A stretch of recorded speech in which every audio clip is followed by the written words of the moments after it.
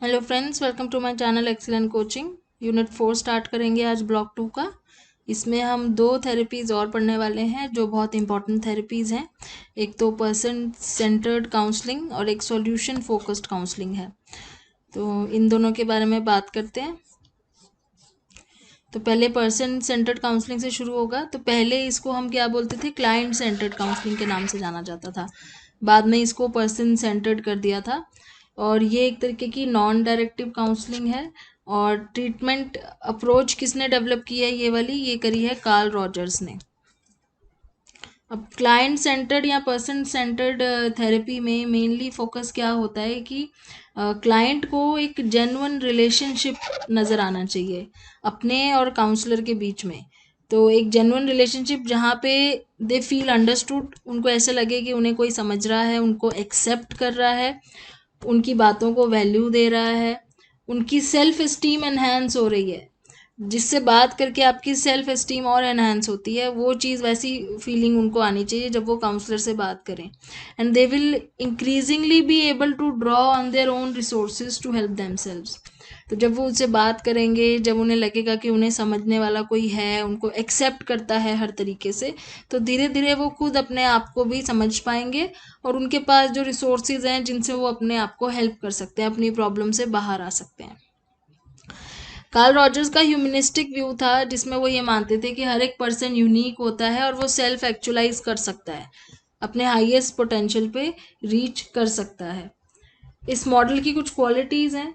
एक तो ये पर्सन ओरिएंटेड है, मतलब पर्सन के ऊपर फोकस ज़्यादा होता है, क्लाइंट के ऊपर। होलिस्टिक व्यू ऑफ पीपल, इसमें एक पूरे होलिस्टिक व्यू मतलब एक पर्सन को पूरा एज अ होल डेवलप करने का व्यू देखा जाता है। As well as belief in human potential, human का कितना पोटेंशियल है उसमें बिलीफ को एम्फेसाइज किया जाता है। पर्सन के एक्सपीरियंस को, उसके परसेप्शन को, एजेंडा को, गोल्स को एम्फेसाइज किया जाता है। It promotes a therapeutic alliance in which counsellor communicate sympathy. अब थेरेप्यूटिक अलायंस मतलब काउंसलर और क्लाइंट के बीच में जो रिलेशन है, जिसमें काउंसलर कम्युनिकेट करता है empathy, acceptance, genuineness, congruence. Focuses on lifelong development, self-esteem, self-awareness, emphasizes feelings and emotions, encourages concreteness and specificity as well as exploration। तो ये सारी क्वालिटीज़ हैं इस काउंसलिंग की। इस काउंसलिंग के बेसिक एजम्पशंस क्या है कि ह्यूमन बीइंग ग्रोथ ओरिएंटेड होते हैं और हमेशा सेल्फ एक्चुअलाइज करना चाहते हैं। उनके अंदर ये पोटेंशियल होता है कि वो अपने आप को ग्रो कर सकें और वो अपने हाईएस्ट पोटेंशियल तक रीच करना चाहते हैं और एक higher stage of moral, emotional, behaviour evolution तक जाना चाहते हैं हर कोई, जिसमें प्रोफेशनल उसकी हेल्प करता है। तो क्लाइंट इसमें हेल्प करता है, सॉरी काउंसलर इसमें हेल्प करता है क्लाइंट की, उस क्लाइंट को अपने मॉरल, इमोशनल और बिहेवियर एवोल्यूशन के लिए। दूसरा एजम्पशन ये है कि every individual exist in continuously changing world of experience. हम सबका ही एक्सपीरियंस हमेशा बदलता रहता है। हम एक ऐसे वर्ल्ड में रहते हैं जहाँ पे एक्सपीरियंस बदलते रहते हैं, जिसमें हम एक सेंटर में एक चीज़ है, मतलब फोकस में है हम लोग। तो इससे क्या होता है कि सारी इंपॉर्टेंस जो है उस पर्सन को मिलती है जो फोकस में है, और उसके सब्जेक्टिव नेचर से, उसके एक्सपीरियंस से चीज़ों को देखा जाता है। Important vehicle for change is the therapeutic relationship. और यहाँ पे सबसे इंपॉर्टेंट चीज़ ये है कि जो थेराप्यूटिक रिलेशनशिप है काउंसलर और क्लाइंट के बीच में, उसके बीच में जो ट्रस्ट है, ओपननेस है, एक्सेप्टेंस है। The legitimate focus of counseling content is on the affect and the exploration of feelings। तो इमोशंस और फीलिंग्स के ऊपर ज़्यादा ध्यान दिया जाता है। इंटरपर्सनल रिलेशनशिप्स और सेल्फ कंसेप्शन को इम्प्रूव करने की कोशिश की जाती है। अपने फीलिंग्स के बारे में अवेयरनेस इंक्रीज करने की कोशिश की जाती है। एजम्पशन पांचवा ये है कि universal goal of counselling are to help people to be more free, intentional, ethical और ह्यूमन। तो यूनिवर्सल गोल है इस काउंसलिंग का कि लोगों को फ्री फील करवाए, एथिकल बनाए और ज़्यादा ह्यूमन फील करवाए। Sixth point, the client has the primary responsibility for the course of treatment. Client की रिस्पॉन्सिबिलिटी बहुत ज़्यादा होती है कि वो ट्रीटमेंट जो है उसको रिस्पॉन्सिबली अपने आप को उस ट्रीटमेंट में इन्वॉल्व करे और अपने आप को बदलने की कोशिश करे।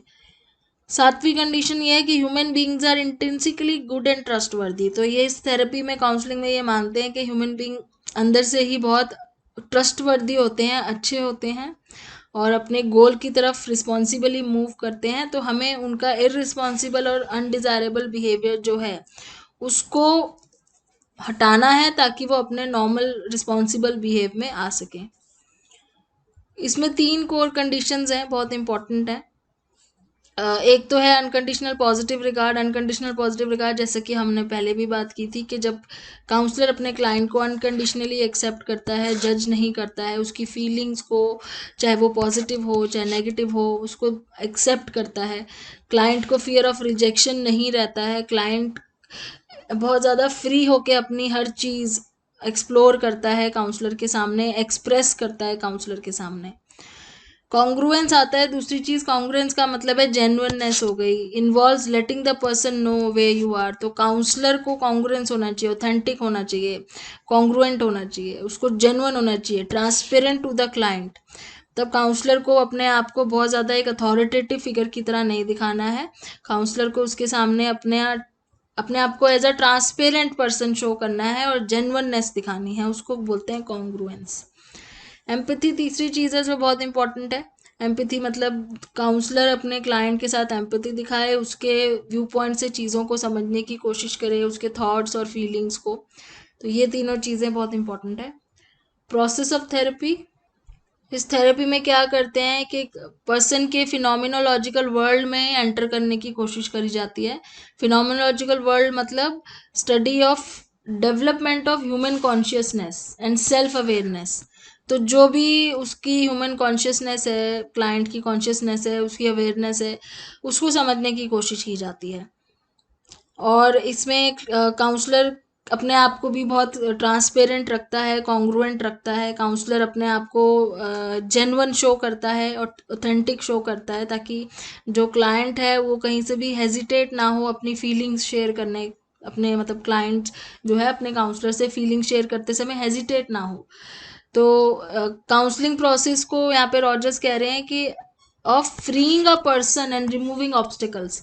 आप पर्सन को एकदम फ्री फील करवा रहे हो, उसके ऑब्स्टिकल्स हटा रहे हो, so that normal growth and development can proceed. ताकि जो उसकी नॉर्मल ग्रोथ और डेवलपमेंट जो होनी है वो हो सके। अपने आप को रिजिडली नहीं दिखाना है काउंसलर्स को, अपने आप को ऐसे रिजिड शो नहीं करना है। काउंसलर को बहुत फ्लेक्सिबल होना है, अनकंडीशनल पॉजिटिव रिगार्ड रखना है, एम्पैथी रखनी है क्लाइंट की तरफ, अपने आप को जेन्युइन शो करना है। फिर आगे कह रहे हैं कि Rogers believe that most important factor in successful therapy was not the therapist skill और ट्रेनिंग बट रेदर हिज और एटीट्यूड। यहाँ पे थेरेपिस्ट का स्किल और ट्रेनिंग इतना इंपॉर्टेंट नहीं है जितना उसका एटीट्यूड है। तो वो किस तरीके से कॉन्ग्रुएंस दिखाता है, किस तरीके से अनकंडीशनल पॉजिटिव रिगार्ड या एम्पैथी दिखाता है क्लाइंट को, वो बहुत ज़्यादा इंपॉर्टेंट है।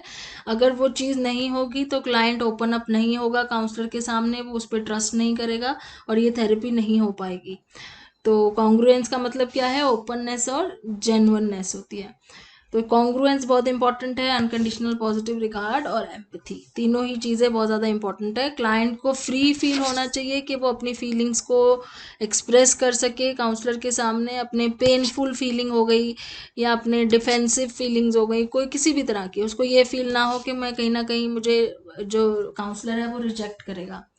Therapist tries to appreciate the client situation from the client's point of view. Therapist को अप्रिशिएट करना है क्लाइंट की सिचुएशन को उसके पॉइंट ऑफ व्यू से समझ के, इमोशनल अंडरस्टैंडिंग उसको दिखानी है, सेंसिटिविटी होनी चाहिए क्लाइंट की फीलिंग्स की तरफ थेरेपिस्ट की तरफ से। तो थेरेपिस्ट का यहाँ पे एटीट्यूड बहुत ज़्यादा इंपॉर्टेंट माना गया है।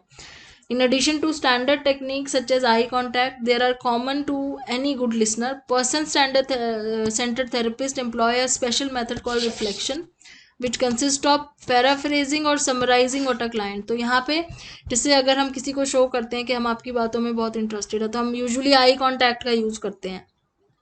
तो यहाँ पे कह रहे हैं कि आई कांटेक्ट के अलावा भी रिफ्लेक्शन भी दिखानी होती है। रिफ्लेक्शन का मतलब है जो वो बोल रहा है आप उसको पैराफ्रेज करके उसको दोबारा बताओ या समराइज करके बताओ कि अभी जो आपने बोला उसमें आप ये कहना चाहते हो, कि आप उसको समराइज करके फिर से बताओ। उससे क्या हुआ कि क्लाइंट को ये भरोसा हो जाएगा कि उसने काउंसलर ने उसकी पूरी बात ढंग से समझ ली है। तो कोई इतना ज़्यादा आपकी बात को समझ रहा है, अंडरस्टैंड कर रहा है, आपको वो बाद में रिफ्लेक्ट भी करके बता रहा है कि आपने जो बोला उसका क्या ये मतलब था। तो इस तरीके से क्लाइंट के अंदर एक बहुत सेल्फ इस्टीम बढ़ जाती है, ट्रस्ट बढ़ जाता है अपने काउंसलर की तरफ। तो ये जो एटीट्यूड के जो पॉइंट्स हैं, congruence, unconditional positive regard, empathy, ये बहुत ज़रूरी है क्लाइंट को फ्री फील करवाने के लिए। इवन अगर क्लाइंट कुछ नेगेटिव भी बोलता है, नेगेटिव भी एक्सप्रेस करता है, तो उसको भी एक काउंसलर को लेजिटिमेट की तरह वैलिडेट करना है, मतलब उसको नेगेटिव की तरह नहीं रिस्पॉन्ड करना है, उसको भी एक्सेप्ट करना है। और ये नॉन डायरेक्टिव अप्रोच इसलिए बोला गया था इसको, क्योंकि इसमें क्लाइंट खुद ही एक्सप्लोर कर रहा है अपने, डायरेक्टली काउंसलर कुछ नहीं बोलेगा उसको, जो क्लाइंट बोल रहा है उसी को पैराफ्रेज करके उसको समझाएगा। तो ये नॉन डायरेक्टिव है। सेल्फ एक्चुअलाइजेशन प्रिंसिपल के ऊपर काम करता है ये थेरेपी। अनडायरेक्टेड है, नॉन डायरेक्टिव है, जिसको मैंने बोला अनसेंसर्ड सेल्फ एक्सप्लेनेशन है, जहाँ पे कोई चीज़ छुपानी नहीं है क्लाइंट को, बिना कुछ काटे या बिना कुछ छुपाए अपनी सारी फीलिंग्स और थॉट्स को शेयर करना है।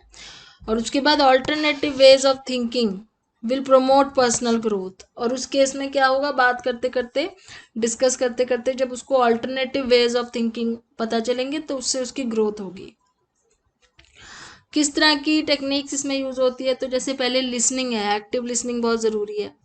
जो काउंसलर है वो ध्यान से सुने जो भी क्लाइंट कह रहा है या जो भी एक्सप्रेस कर रहा है, तो उसको बहुत ध्यान से सुनना है। डिस्क्राइब करने के लिए बोला जाता है काउंसलर क्लाइंट को, allow the client time to respond, मतलब उसको रिस्पॉन्ड करने के लिए टाइम दिया जाता है।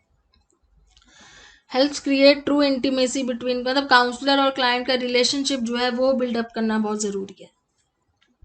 स्पोकन अनस्पोकन दोनों मैसेजेस, वर्बल भी और फेशियल जेस्चर्स, बॉडी लैंग्वेज, ये दोनों ही। एक्सेप्टिंग है दूसरा पॉइंट। एक्सेप्टिंग मतलब काउंसलर को हर चीज़ एक्सेप्ट करनी है अनकंडीशनली, जो भी क्लाइंट बोल रहा है। रिस्पेक्ट करना है क्लाइंट की बातों का, उसकी फीलिंग्स का, उसके इमोशंस का अंडरस्टैंड करने की कोशिश करनी है। और फिर रिस्पॉन्ड करना है। और रिस्पॉन्ड क्यों करना है, क्लैरिफिकेशन सीख करने के लिए, उसी की बात को समराइज करके रिस्पॉन्ड करके पूछना है कि जो आप बोल रहे थे उसका ये मतलब है। और सजेशन क्लाइंट से भी ले सकते हैं ताकि क्लाइंट खुद ही एक्सप्लोर कर सके अपने सेल्फ ऑल्टरनेटिव्स को। तो इससे क्या होगा, उसकी सेल्फ अंडरस्टैंडिंग इंक्रीज होगी। और in this technique the client is not challenge, यहाँ पे आप क्लाइंट को चैलेंज नहीं करते हो डायरेक्टली ये बोल के कि जो आप बोल रहे हो उसका प्रूफ दिखाओ। यहाँ पे आप क्लाइंट को अपने खुद के आंसर्स ढूंढने में हेल्प करते हो, इसलिए इसको नॉन डायरेक्टिव थेरेपी बोलते हैं। नेक्स्ट वीडियो में हम स्टार्ट करेंगे solution focused counselling. Thanks for watching.